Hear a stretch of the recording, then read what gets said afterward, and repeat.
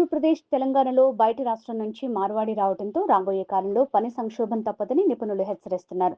ఇప్పటికే పలు కీలక రంగాల్లో ఇతర రాష్ట్రాల ప్రజలు పాతుకుపోయారని, ఇది ఇలాగే కొనసాగితే తెలుగు రాష్ట్రాల్లో ఆర్థిక సంక్షోభం ఏర్పడే అవకాశం ఉందని నిపుణుల అభిప్రాయం. బీహార్ వాళ్లు ఇటుక బట్టి నుంచి వరి నాట్లు, పత్తి ఏరేదాకా అన్ని రకాల కూలీ పనులు చేస్తున్నారు. ఒరిస్సా వాళ్లు అన్ని రకాల కార్మికులుగా, వంటకాల తయారీదారులుగా చేస్తున్నారు. రాజస్థాన్ వాళ్లు టీ స్టాల్ మరియు హోటల్, శానిటరీ షాపుల నిర్వహణ చేస్తున్నారు. రెండు తెలుగు రాష్ట్రాల్లో షాపులు వీళ్లవే. ఉత్తరప్రదేశ్ వాళ్లు టైల్స్ వేసే పని నుంచి పెయింటింగ్, అన్ని రకాల ఇంటి లోపలి అలంకరణలు చేస్తున్నారు. కేరళ వాళ్లు ఇంగ్లీష్ బోధించే టీచర్లుగా పనిచేస్తున్నారు. కర్ణాటక వాళ్లు భవన నిర్మాణ కూలీలుగా పనిచేస్తున్నారు. ఇలా ఇతర రాష్ట్రాల నుంచి ఇక్కడికి వచ్చి ఎంతో మంది ఉపాధి పొందుతున్నారు.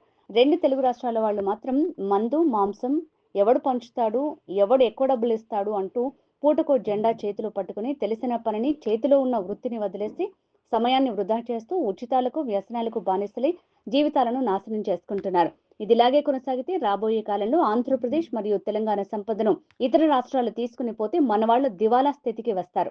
వారు పనిచేసే అలవాటు, వర్క్ కల్చర్ కూడా మర్చిపోతారు. ఆ తర్వాత పని చేస్తామన్నా ఎవరు పనివని పరిస్థితి వస్తుంది. ఇది రాబోయే కాలంలో ఏపీ, తెలంగాణలో పనిచేసే వారిని సంక్షోభ స్థితికి నెట్టివేస్తుందని నిపుణులు ఆందోళన వ్యక్తం చేస్తున్నారు.